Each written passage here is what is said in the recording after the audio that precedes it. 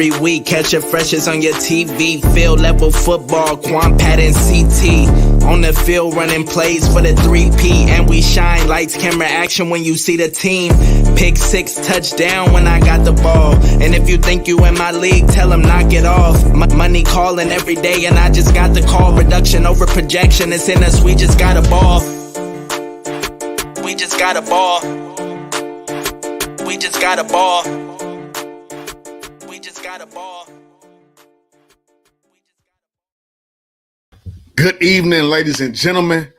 Welcome to the Field Level, the football podcast of the West Coast. I'm telling y'all, bro, like that never gets old. Like that new intro never get old for me. Like I'll be rocking to it every time. No cap. Man, what's going on with my guys? Quan, CT. Quan, what's going on with you, man? Hey, production over projection. We just got to ball. Hey, yeah, man, I'm good, man. I need to get a sponsor by some sea moss, man. I'm trying to knock out this allergies for the long term, which means like it has to happen naturally. So I'm taking the sea moss a little more throughout the day. Allegra not gonna cut it. But anyway, what's up, Field Level family? What's going on? How we doing? Man, what it is. CT, what's going on with you, boss man? What's happening? Shout out to CMOS Queen, man, over here in the East Bay, man. We're going to plug her, and hopefully she can supply us with the blessings, man. Field Level family, what's happening, man? You know, we got the hot intro. We got a lot of hot news this week. It's a lot going on, and it's only Monday, so I'm excited to get it rolling with y'all. Man, my man CT got the static shot going. Shout out to my guy. Hey, every week catch your freshest on your TV. Field Level football, Quan, Pat, and CT. Man, we're gonna jump into it tonight, man. I definitely though I wanted to take just a couple seconds tonight for tonight's show to throw out a little bit of information, man, that I wanted to kind of put out, man. What's going on, Rob? Appreciate you. Love the track for show, man. I love that. What up, Rob? My man, great. I want to say this, man. And my guys didn't even know I was gonna come out with this, man. But on Friday night, man, I lost a great young man, former City College of San Francisco football player, University of Virginia Wise old lineman Donovan Lynch was killed in Virginia Beach on Friday night by the Virginia Beach Police Department. Great young man, wonderful heart. I just wanted to kind of put that information out there, man. Make sure that you go and follow the Black Lives Matter Movement 7. So it's BLM 757 on Instagram. They're really pushing to try to help and protest for that killing of a unarmed black man in Virginia Beach, man. It's such a great kid. I love him to death. He is dearly missed. He leaves in his remembrance his father and his little sister. His mother just passed away 2 or 3 years ago, and now the family has to deal with him. So he and his family are in our hearts and our prayers on tonight. Absolutely. So definitely want to show love to that young man and a great loss that we took this week. But let's jump in, man. Jump in tonight's show. It's kind of weird because, you know, we try to be unbiased in a lot of our takes and a lot of what's going on in the NFL. But the 49ers are running rampant. Like, the 49ers are news right now. The 49ers hold all of the news within the NFL world right now. They had a press conference today. I don't know if y'all got a chance to see it, Quan and CT. I was watching it live. I actually went back and watched a little bit more of it. But the press conference was very telling, which is kind of weird, bro. Like, to hear a team kind of be so forthright in what they're doing and how they're doing it. It threw me completely off to hear John Lynch, Kyle Shanahan basically say, hey, yo, we're going to get a quarterback straight like that. We called Jimmy. We told Jimmy what it was. Jimmy, if you feeling some type of way, you're going to compete. We still going to rock with you. We're going to roll with you. But I thought one statement, I want to kind of get you guys' feel on how you feel about it. One statement was very telling for me.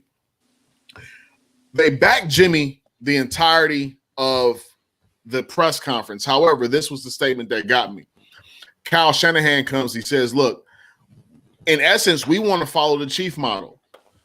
How they had Alex Smith, brought in Patrick Mahomes. Alex Smith started that year.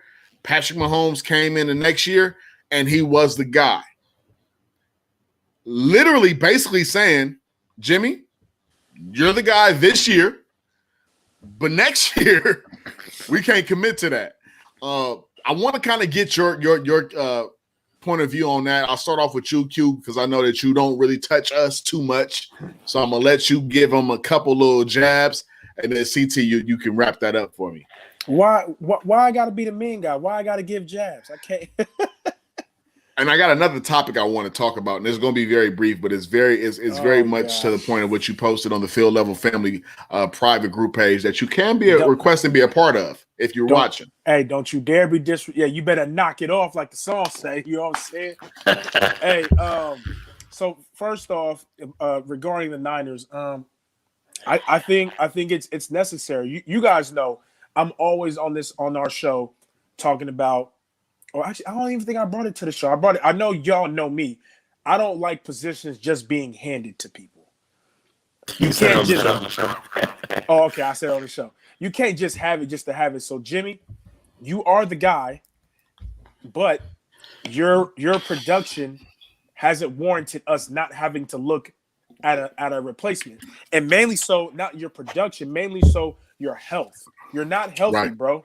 Right. We can't do nothing with you not even on the field. So yeah, they need to take a quarterback for sure. Now I was surprised that they were shocked or they're trying to move up that high, which means they already have somebody in mind. And true. If they wait at 12, which is where they were, if I'm not mistaken, right there at 12. Right. If we wait, he might not be there. And we're not gonna take that risk. So we're gonna make the trade to jump up. I don't think it's too high at all, because if you think that's your guy, go ahead and get him. No mistakes about it. I just hope that they get it right.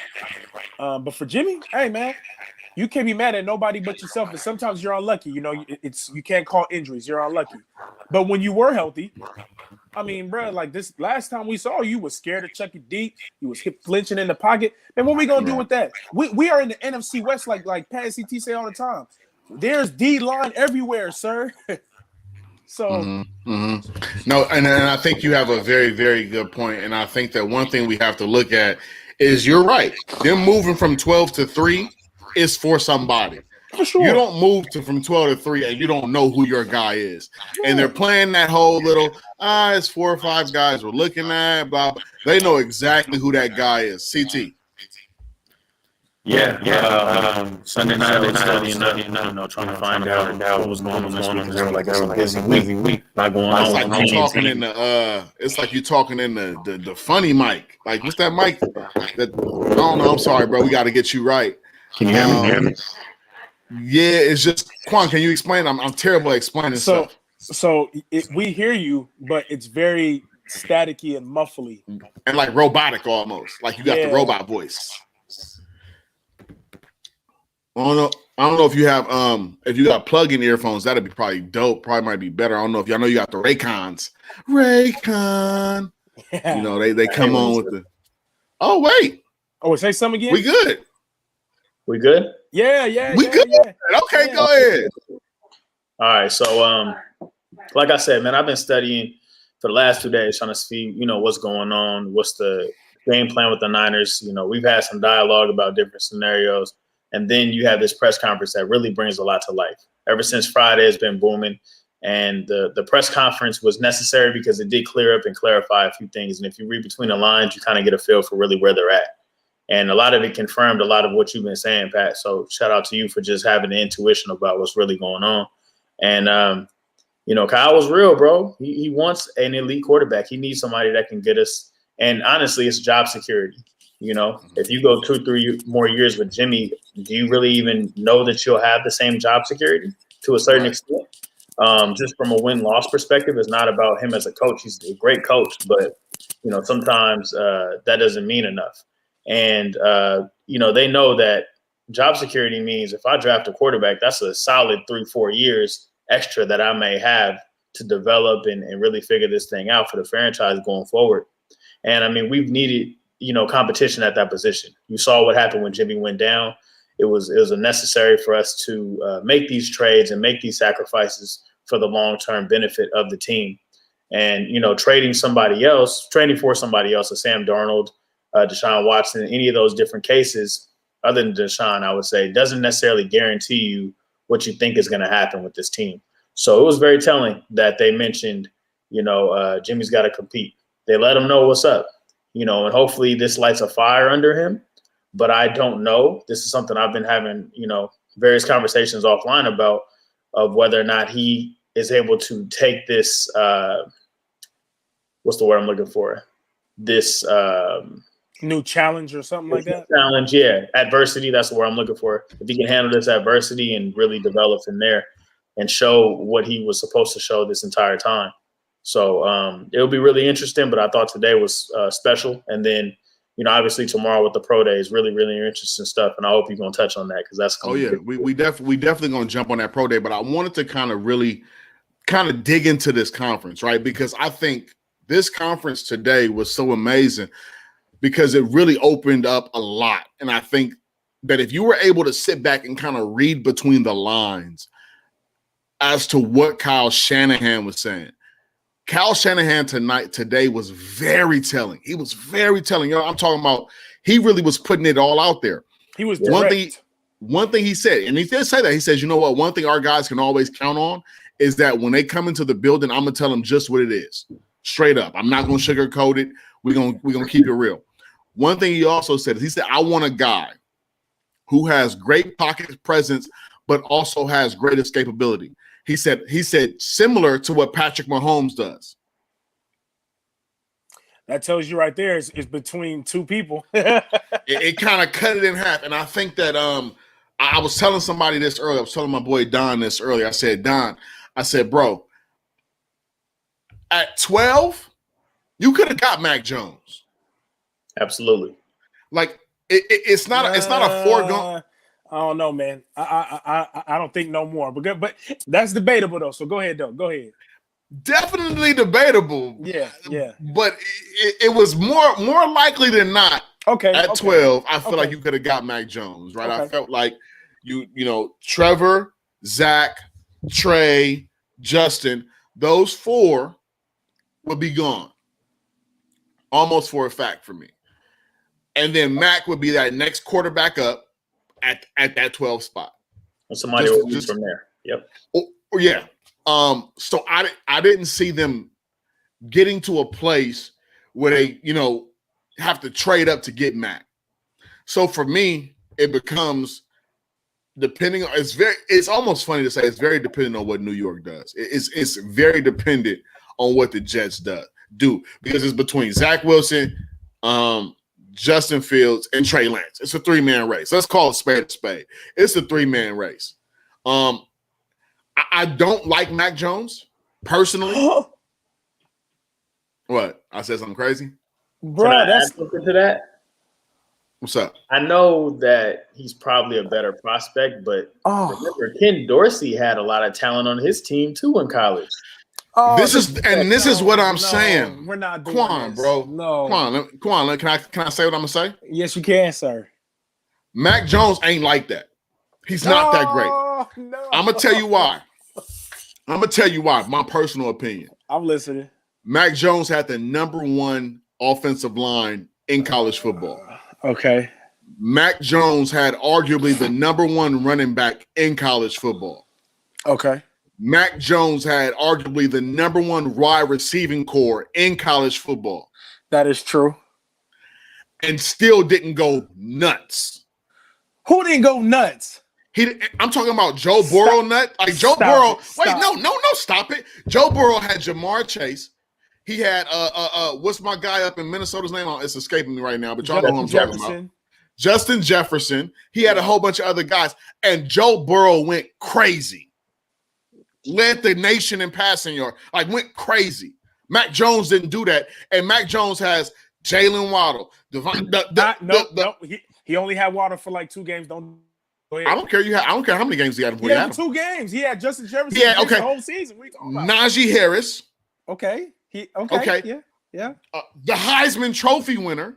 Yeah, he had Smith and he had Harris. What else? What? Answer Them the other question. boys at receiver wasn't going crazy? You don't even know their names. So how are they other boys? Too, bro.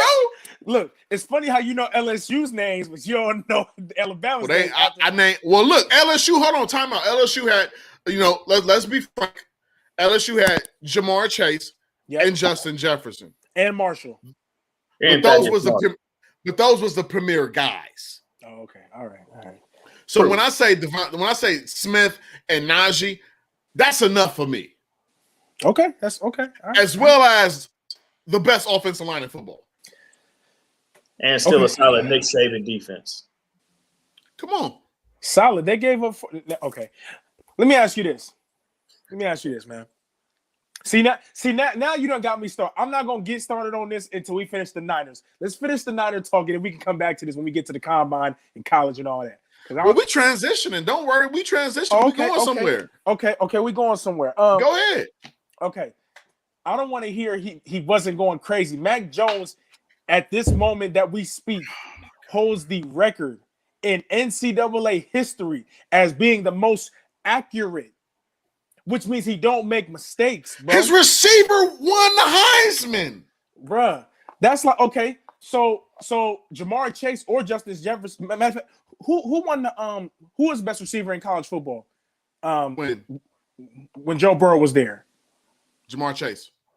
Okay, so just because he didn't win the Heisman don't mean nothing. That just means somebody else won it that year, and which was Joe. Matter of fact, didn't Joe Burrow win the Heisman? Mm-hmm. Yeah. So to me, that's the equivalent. The quarterback. The only reason why Jamar Chase didn't win the Heisman is because Joe Burrow won the Heisman. His teammate, his guy throwing him the ball. So with that being said, he's the most accurate quarterback ever. You can name any quarterback in college, any system, any era. He's the most accurate ever. In a COVID ridden season, like you really gonna do that? Oh, now we blaming COVID. Come on, Pat. But come on, man. You got to look at it's an asterisk next to that. Oh, okay. For me, okay. So, to me, do you think? And this is for you and CT. CT, you can answer this first. After Trevor Lawrence and maybe Zach Wilson, I'll put them two to the side because those have been 1A and 1B this whole draft process, right? Okay. Between Fields and what's his name? And Trey Lance and Mac Jones. Is Mac Jones better than any of those two? No. I'm sorry. Go ahead, CT. Is Trey Lance? So, with Trey, obviously, he only played one game this year. Wilson also had, a handful of games that he played this year. Mac Jones did have a great season and had comparable numbers to Joe Burrow in his Heisman year. I will give him that. However, you have to think about the talent that was around him. Joe Burrow was the best player on that team. You're not going to make the argument that Mac Jones is the best player on that team. Go CT, get him, CT. Oh my gosh! You can't How was Joe Burrow? You're talking like Christian right now. Okay, look, Pat. Do your research. I know you got the computer open. I'd appreciate it. I'm on. Why is Joe Burrow? Look up Joe Burrow's numbers and then look up Mac Jones' numbers. I got them. And you want me to tell you? Tell me why Joe Burrow was the best player on his team and Mac Jones is not. Tell me why. Joe Burrow's. And I want to tell you this because you're ranting about how amazing this accuracy percentage was. What you mean? Joe Burrow, let me tell you. Let me finish my thought.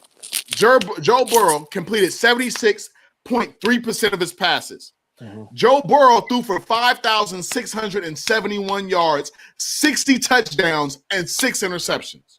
Yes, sir. So you wanna, all right, so cool. Bang, Mac Jones. Mac Jones completed 77.4%. Not that much greater than what Joe Burrow did. But more. In a COVID-ridden year. Okay, bang.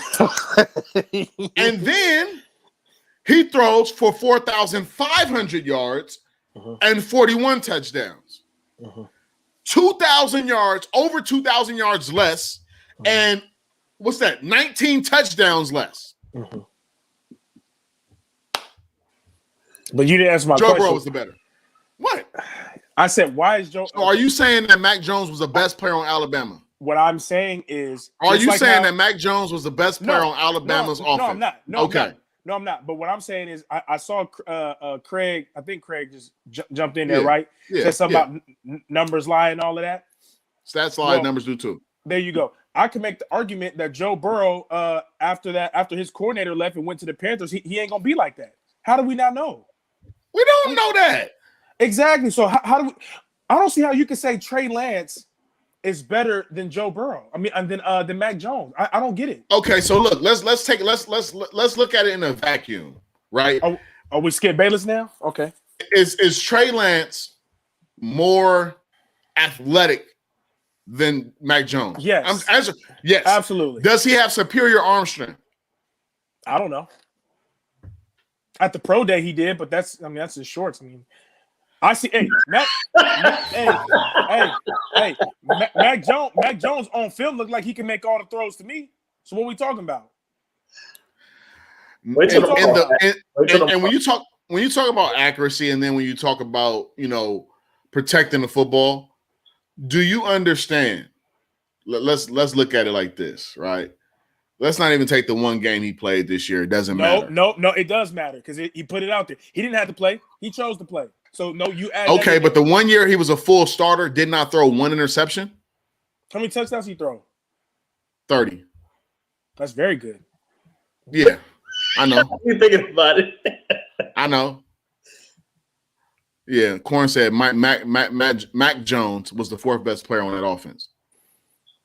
Lance does have the bigger upside. We can't argue that, Corn. Right. Oh, so now we do. Okay.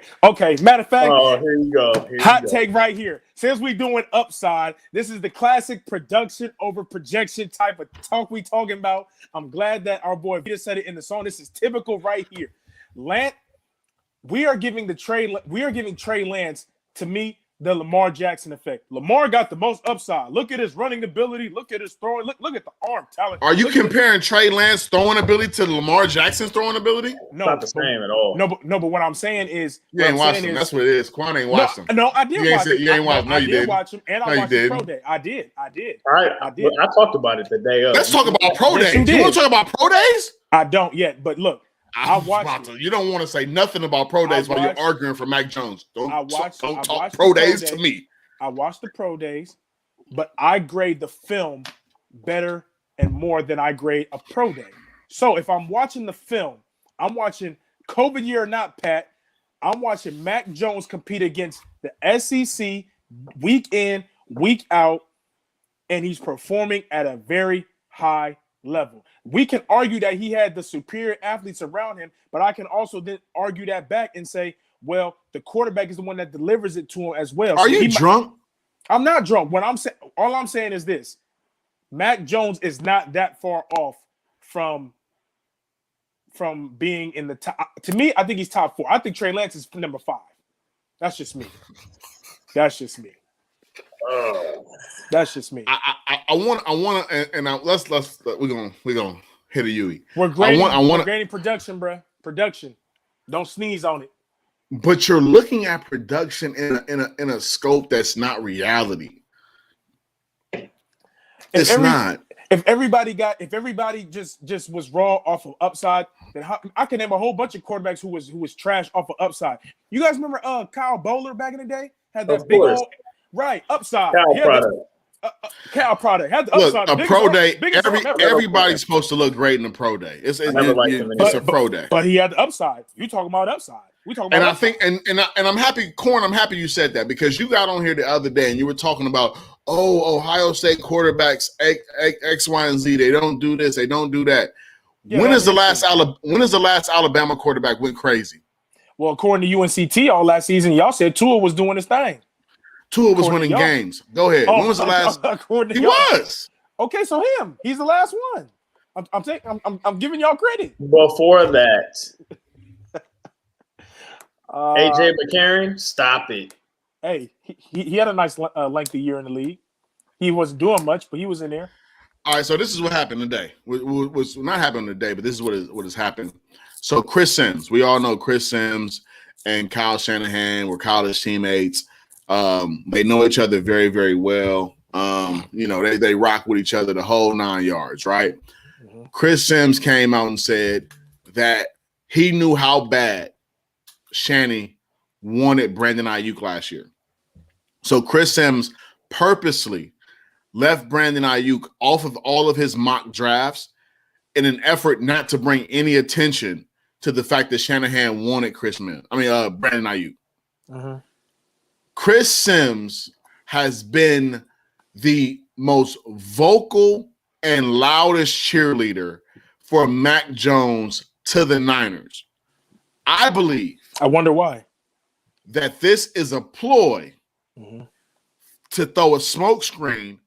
And I'm thinking personally, they're trying to get the Jets to draft Mac Jones. Are you saying he's trying to trick his former defensive coordinator? That's how I feel. Ooh. Because I'm saying if Chris Sims knew about Brandon Ayuk last year, didn't say nothing, kept it all on the hush and hush, kept it all 100,000, didn't say nothing. All of a sudden, he begins to sing these praises for Mac Jones and say, this is who the Niners want. This is who the Niners are going to go get. That doesn't seem fishy to you? That's a good perspective. You're right. I mean, I didn't believe what he said wholeheartedly anyway, just because there's only so much you can share. Dumpster fire. That's one of your best friends in the world. If it's something in confidence, you don't speak on that. So that's definitely speculation, and he cleared that up. However, you don't make the trade to the top 3 for Mac Jones. You don't do it. It just makes no logical sense. And then what was the quantity? You smoked tonight. You did something. Something is off. I'm sorry, because Quan is drunk. I'm sorry. Go ahead. I'm trying to hear our brethren CT's point, please. But you're making facial expressions. Keep your face still while that man talking. Go ahead, C. Oh, good. Thank you, Brandon Marshall. I mean, Pat. BG. So, one thing that was really interesting is the fact that, with Jimmy, there's only so much that you can grab out of Jimmy, and he knows that. So now we're in a situation where you can get this quarterback. You gave a whole bunch of capital. You can sit him. So you got to think about it. Do you want the development where it's more like Trey Lance could probably sit the longest potentially, realistically, without the fans clamoring because they know that he got to work on a few things maybe to acclimate himself, or he may be able to jump in. I don't know. I'm not saying he's going to be Justin Herbert, but he may need to sit just like a Patrick Mahomes, right? On the flip side of that, they say Mac Jones is the most NFL ready. I don't know about that. I understand that he played with NFL ready talent, and you could make that argument. But when he's faced to be the guy, what does that mean? He wasn't the guy. He just happened to be the quarterback of Alabama and produced and did his thing. However, he wasn't the guy. Think about it. When Tua was there, he was the guy. When Jalen Hurts was there, he was the guy. Mac Jones, a little bit of a different situation. Okay, hold on. Let me stop you right there, man. Oh, Mac Jones was not the guy. Go ahead, Shanny. Has it? Alabama has been recruiting 5-star quarterbacks for the past whoever knows how long, right? So I think last year they recruited Bryce Young. Bryce Young was the number 1 rated quarterback in high school, correct? Yes. And right. Okay. So why wouldn't they play him if Mac Jones wasn't the guy? Why not just play him? It's a freshman, Quan. Come on, bro. Hold on. Wait a second. You drunk tonight. You done had some Colt 45. Wait a second. Why is there always a but to everything? It should be a You off them White Claws. Hey, You off them White Claws. Hey, Angry Orchard, if anything. But hey, hold on. Wait a second. Wasn't Trevor Lawrence a freshman as well? Come on. Different situation, bro. You know what I mean? It's always something. Come on, buddy. Look. Different situation. You can't. That's all I'm saying. You can't measure those two, bro. But I'm measuring the fact that according to Pat. Well, I got a question. No, Quan, I got a question for you. Go ahead. Out of all of the quarterbacks that are available in this year's draft, which quarterback is most like Jimmy Garoppolo? Most like Jimmy Garoppolo? I don't know. I have to think, but it ain't none of the top 3. It ain't Trey. It ain't Mac. It ain't Kyle Trask. Out of the top 4. You want me to say Mac Jones because I did. You asking me again. Out of the top 5. Out of the top 5. No, out it's of not. Trevor Lawrence. Wait, out of Uh-huh. Trevor Lawrence, Uh-huh. Zach Wilson, Justin Fields, Trey Lance, and Mac Jones. Which one is more like Jimmy Garoppolo? Do you realize you changed your question? Because I got a hint. now you I got a hint. It has to do with mobility, Quan. Yes, I look. I understand. And It rhymed with foams. Kyle Shanahan said he wants mobility, so I get that it's probably not going to be Mac Jones. All I'm saying is I don't think Trey Lance in particular. Justin Fields you could debate, even though he couldn't beat out Jake Fromm, but we could debate. Stop saying that. I swear to God on my mama, you're gonna stop saying that, bro. You are gonna stop. I can't take that too, bro. There was something behind that too. Oh my God! It's always a but. I'm gonna just say they was in Georgia. Right. They was in Georgia. You about to sit Jake Fromm down in Georgia for Justin Fields? He shouldn't have went there. It's his fault. I said that from jump. Anyway, I said that from jump. But what I'm saying is this: is that you don't move up to draft a quarterback that's similar to the quarterback you have. And that's where we disagree. You out of the top 5, your question changed. You said which quarterback in the draft is like. No, I didn't. I said top quarterbacks. I said top. You said top. CT, rewind the tape. He said out of the available quarterbacks in the draft, which one is, and then you rephrase it and said out of the top you know what we talking about right now. You are them Angry Orchards is hitting. Okay, look. Last thing, and then I'll get off it. Yes, to answer your question, Mac Jones out of the top 5 quarterbacks is the most like Jimmy. And Shanny said he wants mobility. So I have you on that. All I'm arguing is people just are so quick in this process to shut off production and just go with upside. But if we always picked upside, there's a lot of quarterbacks that would be good. CT, am I wrong? Am I wrong in thinking that? But you're talking as if to say Justin Fields and Trey Lance don't have production. Right. They do have production, but it's not. So what are you talking about? It's not close to what Mac Jones has produced against better competition. Did they have? All right, give Justin Fields, Najee Harris. Give him the best offensive line in college football. Give him the Heisman Trophy winner in Smith, and let's see what Justin Fields does. Justin Fields got 5-star talent around him, just like Alabama do. They all got 5-star talent. Look at the projections, though. Look at the projections of the players that Ohio State. You talking about Olave is just as good as Smith? I didn't say that, but what I'm saying is, no, he's a 5-star. Look, what was Alabama's? What was Ohio State's ranked line? Since you know the line ranking, or are you just going off what the media said about him having the best line? I mean, he definitely had the best line. Look it up. What was Ohio State's offensive line rank last year? Because if you're going to say Alabama has 1 and Ohio State's ranked 3, then it's mute. It don't matter. He had just as good as line, bro. It's mute. Look that up, please. Now, I'm going to finish my point, and then I'll be quiet on this topic.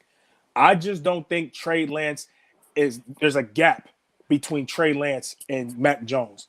I think people are just sleeping on Mac Jones because Trey Lance has the upside, which he does. He's mobile and he's less experienced. So you think, I might be able to retool that.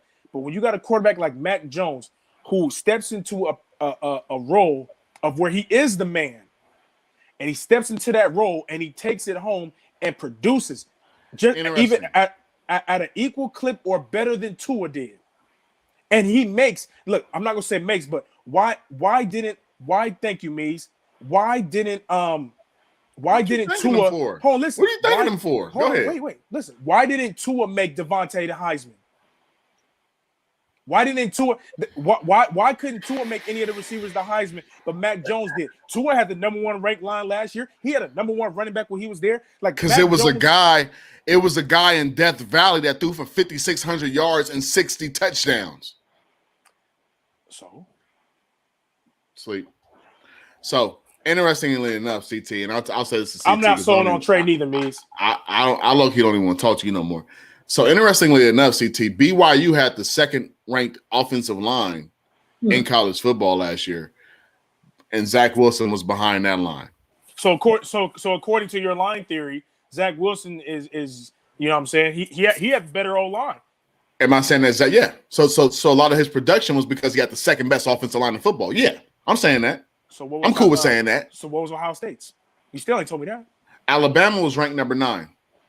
Oh, but you see, this is why you can't listen to the media, Pat. Alabama had the number one ranked line. They have the was number one 9. ranked center. They had number one ranked center. But you realize it's 127 FBS teams. What was Ohio State's line, Pat? I'm waiting, bro. The people want to know. The family want to know. CT want to know. Through December 3rd, they was ranked 12th. So Bama was 9, Ohio State was 12. So it's damn near the same. What are we talking about here? That's what I'm saying, bro. I can't deal with y'all. Y'all hating. A matter of fact, I hope somebody else take Mac Jones and he come out and kill it. And then you gonna be like, well, we I hope the Raiders take Mac Jones. That's fine. That's fine. He can sit there and wait behind DC until he's ready. Yeah. Nah, it's I think that when you look at it, I look at it like this, man. Two solid years of production from Justin Fields. Well, I mean, his sophomore year threw for 3,200 yards, 41 touchdowns, and 3 interceptions. This past year, a little bit rougher in an 8-game season because remember they only played 8. You know, your boy played like 13. But he threw for 21. That's the Big Ten's fault, not his fault. Yeah, 2,100 yards and 22 touchdowns to 6 interceptions. But he also ran for 500 basically in his sophomore year and then put up another 400 this year. I like Fields. I'm arguing Lance. That's act like it. I like Fields. I'm arguing Lance. So let's talk about these pro days, man. I think this is kind of a good place to pivot. Did you guys get a chance to see Mac Jones's pro day? The first one? Yeah. So I went back and I watched the first one. I think this is a lot of the reason why I'm having a lot of the reservation that I'm having.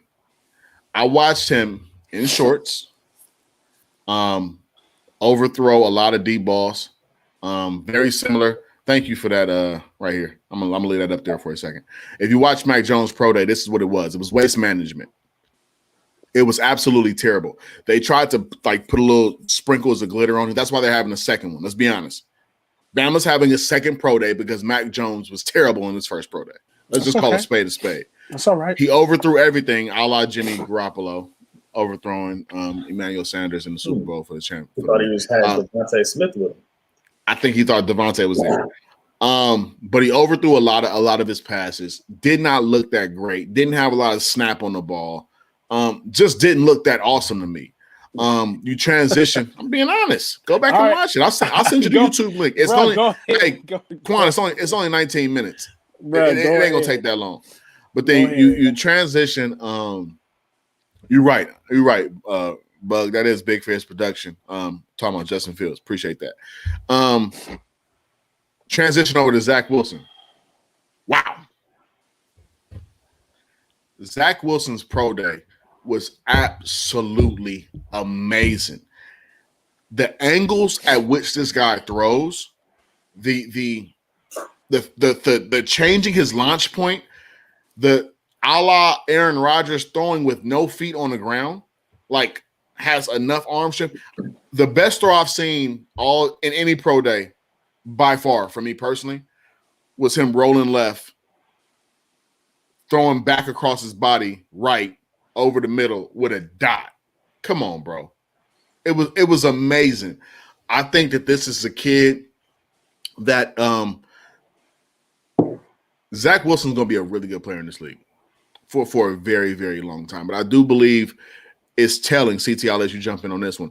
Do we feel like it's telling the fact that Mac Jones' first pro day was not that great, and here they come back with a second pro day now? Does that tell you something? Does that give you a little bit of angst about what he does or what he has going on? Yes and no. I think you got to be careful with evaluating some of these pro days, and the reason why is remember what they said about Teddy Bridgewater about his hands and terrible. Well, he was dumb for not throwing with gloves on. You throw gloves your whole career and then go to pro day and no gloves. Of course, but I mean, he ended up being a pretty decent quarterback until he had that injury. But you know, with Mac Jones, yeah, it's a telling sign. But you know, just like as we do with sprinters, you know, we don't run that good 40. We're gonna wait till the pro day to try and make it up and fix it, right? We'll decline and we'll try to get ourselves the best opportunity. And obviously, it's to his benefit to do it over because Kyle's going to go see him in person. And then, Kyle, and I meant to mention this, Kyle's also going to see Justin Fields, another time personally, working out a workout with his agent. So that's pretty cool that he'll be able to evaluate everybody in that sense. I don't know what happened with the Trey Lance thing. I know they want to show their hand, so I'm not sure what they did to. I think that was a situation where it was so much before. Yeah. That they didn't want to show that. You're right. They didn't want to show their hand. It was early too in the process, but right. I think it's telling. I mean, he needs this. If he does want to put himself in that top 10 conversation as far as people being picked, quarterbacks being picked, then he's going to have to perform well in this situation. I just don't think that it's going to be enough to get him at 3. Yeah, that's very true. Shout out to Craig. Craig says unorthodox pro day. I like that it shows how the quarterback at all angles, game situation, and drills. Talking about game situations, Corn, I heard you had a pick this past Saturday and got tackled at the 1 yard line. Come on, bro. Don't tell me you got tackled at the 1, Craig. Go ahead, Quan. How do you feel about the second pro day? Do you feel like it tells you something that they're going back and they're doing it again? I'll just repeat what CT said. Yes and no. I mean, it has to say something because it happened. Right. So, but it doesn't say everything because, like you said, with 40 times, people run slow 40s and they come back on their pro days. They train a little bit. They fix whatever they needed to fix. Maybe he wasn't having a good day. Who knows what it is? I also look at it like in school. When we was in school, remember the SAT? Mm-hmm. You could have straight A's the whole year, and if you mess up on the SAT, you ain't graduating. Remember that was a thing? Mm-hmm, mm-hmm. So the exit exam. Right. I'm glad they got rid of that. I was stupid. I don't think you can grade. I don't think you can just grade Mac Jones off of one pro day when you have plenty of tape to go off of it. I go off of the tape more than anything. Shout out to Craig with the unorthodox pro days. I think that's a good point because that says a lot about him being able to play off script because NFL is going to be off script. Right. So I do agree with that point. But as far as Mac Jones is concerned, man, like I said, I'm one of the guys who views the film more than I view a pro day. To me, if the film is great and the pro day is average or not or a little bit below average, all that does is just makes me kind of like just say, okay, there's little things we need to clean up. But if your tape is bad or like average and your pro day is excellent, I'm looking at you side-eye because I'm gonna look at you like, well, where was all that at? So also, I just want to mention this too. My fault. It's an unorthodox year. So a lot of times they're able to go to dinner. They're able to go to private workouts. None of that's happening. So I'm not saying anybody is. We can't knock him for having a second pro day in that sense because it's a limited exposure and limited opportunities that you have to impress the teams as well. No, that's very true. Hey, can I say something to you real quick, Pat? I'm sorry. You want to talk to me? Go ahead. In your mind, or you and CT, in your mind, what is considered mobile in terms of a 40 time? For a quarterback? Yeah. I think if you run sub 4.5, 4.6, you solid. Do you consider Patrick Mahomes mobile? Yes. He ran a 4.8. Didn't Mac Jones run a 4.8? I'll take a 4.75. It's different, Juan. It's different. That's so different. Then we're talking about guys that are twitchy, guys that are quicker than fast. Like Mahomes ain't twitchy. He can move, bro. He has the innate instinct to escape, roll, and get out of there fast. Yeah, when he you ain't never seen Mahomes open up and just take off downfield. We're not saying that. But he has the ability and escapability. And Mac Jones, I think, has that. Oh, Angry Orchards. He just look at the 3 cone and it's the same as Pat. I don't care, bro. But he's not mobile. Come on, all right, go ahead. I can't wait to watch it. I'm gonna have to see this. I'm about to road you if you're wrong. Yeah, that's real. Last question of the night that I have for you guys. Going in, right? You have Mahomes, not Mahomes, I'm sorry, but you have Fields and you have Mac Jones both doing their pro days tomorrow. What do they have to show you in these pro days tomorrow, and even with Justin Fields following, that would solidify them as that number 3 overall pick? I think both of the men have to do is just go out there and just show them what they saw on tape. That's what pro days are for. Pro days are supposed to be like the check mark of all boxes. They're just checking off what I saw on film. I saw on film him hit this deep out route to the sideline, on time and on target. Not behind the receiver, not too high, right on time and on target. And if they could do that tomorrow and just check all the boxes, then it's cool. The pro day is not supposed to do anything. All of these off script plays, the off script plays and the Zach Wilson throw, that is just to make other teams and GMs and quarterback and coaches just fall in love with if it doesn't work, he can make something happen. But that's not the norm. The norm is just to make sure that what I saw on tape is exactly what I see right now in my face. That's all it's supposed to be for. So if they can handle their business, it'll be the same how it's been all year. I'll say this. I think you're only as good as your script, man. So make sure that you got a solid script that you've been working, for days upon weeks. Make sure that it's the way that you want it to go. I've seen the quarterbacks that have been really successful in getting picked early. They run their script the way they want to. They don't let other coaches or other personnel influence the way they want it done. They control the amount of snaps, and it's set up a way for them to be successful. And I think that's important. And then obviously you want to come in and be yourself. This is your house and people are coming to your house. So you should feel more than comfortable. You shouldn't be, obviously you're going to have some jitters and you'll be a little nervous, but you should be more than willing to display and showcase what you did on a regular basis on your campus. So with people visiting in, you should treat it as such, welcome them as guests and ball out, man. Have fun. I think they got to come swag. Right. I want to look at you and be like, oh, that's my quarterback. You want to come in there like Johnny Manziel? I don't remember what he did. Oh, he had dad. I think he even had the president out there. The former president was there. But go ahead. I'm sorry, CT. I'm feeling like Brandon Marshall. Go ahead, CT. Finish your thought. Nah, but that's real. I mean, they got to come out there with their swag, man, and feeling good about themselves. Because I mean, you got a tremendous opportunity, to make a whole lot of money, man. And what you make, top 10, top 15 compared to what you make 30 plus, it's life changing, to be honest. So I think it's important for them to come out and showcase it. And Mac Jones has the opportunity of a lifetime. You get to do it in front of the 49er head coach, man. Fields. Kyle does know you. Obviously, that was years and years ago. We can't negate that, but he'll be looking forward to seeing you down the road. But if you convince him, if you convince the assistant GM, Adam Peters, that you're real, and you got a shot, bro. So, they're auditioning to be the quarterback of one of the most decorated franchises in the NFL. Right. Quest right. for six. I think that my boy Ron just said something. I'm gonna put it back on the screen. And I think it's very true. This quarterback pick will stamp Kyle's coaching career as a San Francisco 49ers head coach. Absolutely. This is going to be the pick that kind of really follows him the entirety of the rest of the time as a head coach of the San Francisco 49ers. One other statement I'll make is before we get ready to get out of here, I hate the fact that Mac Jones looked pudgy. Being honest, looked like he ate a burrito before pro day. I didn't like that. I didn't like that his shirt was tucked in and his belly was hanging over. Where's all this hate coming from? That's what it sounds like, though.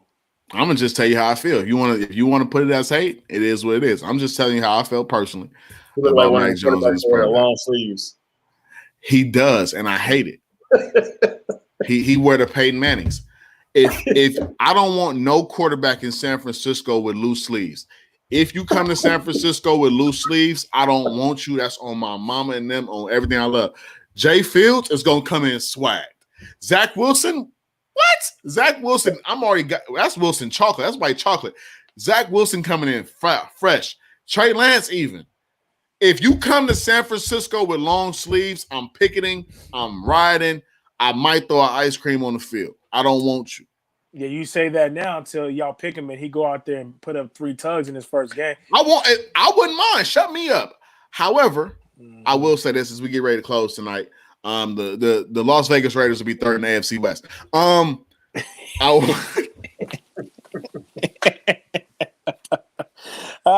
He threw that in there at the end, I just though. wanted to just put it out there, man. It's the Field Level, the football podcast of the West Coast. Make sure you're following us on Instagram and at the Field Level. Make sure you follow us on Twitter at the Field Level 1. Quan CT, give it to me, man. What's going on? We done. Quick shout out to our guy on Twitter. He got on my line this week on our Twitter. I told him no more green tea because I was tripping on the last episode about his Cardinals. I guess I was a little too hard on him. So shout out to you, man. I wasn't no green tea tonight, so it's all good. But I was on some Angry Orchards. So shout out to AZ Coda's his name on Twitter. AZ Coda. AZ Coda. CT, what's up, bud? Shout out to Corn, bro. He's spitting facts in the chat line tonight, man. No, not. You know, he got his pick this weekend, and he's still rolling with that momentum. So appreciate you. That man got tackled at the 1. We ain't talking about Corn. Corn got tackled at the 1. He put his team, and I'm gonna use this word because Pat used it beautifully in a sermon. He was in position to help his team score. Come on, here. Gotta talk that talk, man. Hey, it's the Field Level, the football podcast of the West Coast.